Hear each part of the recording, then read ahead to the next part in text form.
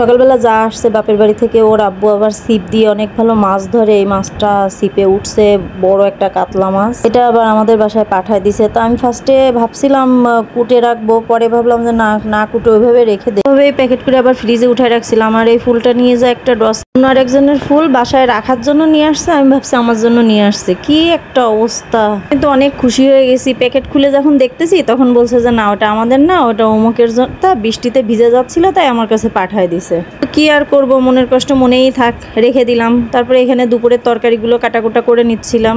আমরা কিন্তু বটিতেই স্বাচ্ছন্দ্য বোধ করি বেশি, তারপরেও এখন আমার মাঝে মাঝে এরকম ছুরি দিয়ে কাটাকাটি করে নিতে হচ্ছে। ছোটবাবু যখন ঘুম থাকে ওকে রুমে একা রেখে আমি রান্নাঘরে গিয়ে কাজ করতে পারি না, তাই ওর জন্য ছুরি কাঁচি নিয়ে সামনে বসে কাটাকাটি করতে হয়। ও ঘুমোচ্ছিল আর আমি ডাইনিং টেবিলে বসে সব তরকারিগুলো সব কাটাকাটি করে নিচ্ছিলাম। ঝাল পেঁয়াজ রসুন সব কিছুই এখানে বসে কাটাকাটি করে নিছিলাম। আজকে পটল নিয়ে এসেই বলছে পটল যেন ছোট ছোট করবা না, এরকম বড় বড় করেই রান্না করবা। তা যেভাবে করতে বলছে সেভাবেই রান্না করতেছি। পটল আমার একদমই ভালো লাগে না, তারপরে যে রান্না করে সে যদি না খায় এই কথাটা বললে অন্য সবার আর খাওয়া হবে না, তাই না? সেজন্য আর কিছু বলি না, যেটাই বলে সেভাবেই সেটা রান্না করার চেষ্টা করি। কারণ হচ্ছে গিয়ে আমার জন্য তার সবার খাওয়া বন্ধ করতে পারি না। আমি এখানে আলু পটল দিয়ে বড় মাছ দিয়ে রান্না করব, আর হচ্ছে গিয়ে চিংড়ি মাছ দিয়ে পেঁপে ভাজি করব। পেঁপেটাও কেটে নিয়েছিলাম। পেঁপে বারবার হাতের মধ্যে থেকে সরে যাচ্ছিল। আসলে আমরা যারা বটিতে স্বাচ্ছন্দ্য বোধ করি তারা কি এসবে পারি বলো?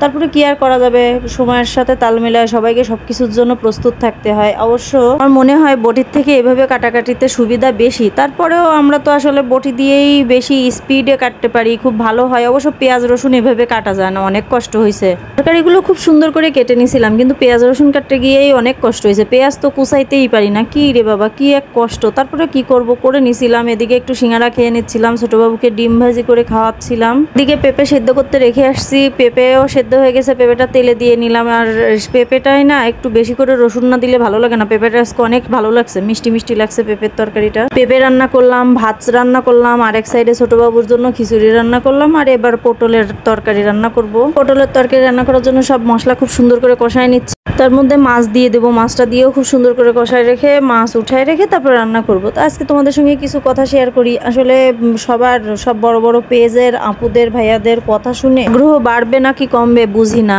সবাই বলে যে এখান থেকে এখন কোনো কিছুই আশা করা যায় না। অনেক আশা করে অনেক ভালোবাসা নিয়ে এই পেজটা খুলছিলাম আমি, না অনেক ভালোবাসা নিয়ে এই ভিডিওগুলো তৈরি করি। অনেক কষ্ট হয় এডিট করতে, তো কত যে কষ্ট হয় ভয়েস দিতে, তারপরে ভিডিওগুলো যে কিভাবে করি সেটা এখন তো আমিই জানি। তারপরেও ভালোবাসা নিয়ে করতেছি, করতে থাকি। কি হবে কি হবে না জানি না, কিছু পাবো কি পাবো না তাও জানি না। মামা নাকি ইনকাম একদমই কমায় দিছে, বড় বড় পেজেরই কোনো ইনকাম নেই। তাহলে ছোট পেজগুলো কি করবে? ছোট পেজের তো কোনো কথাই নাই। তারপরেও করতে থাকি, দেখা যাক কোথায় গিয়ে থামে, আল্লাহ ভরসা। তো দেখো আমি কিন্তু পটলগুলো ভাজিনি, না ভেজেই পটলগুলো কষায় নিচ্ছিলাম। তারপরেও খেতে মাশাআল্লাহ ভালোই লাগছে।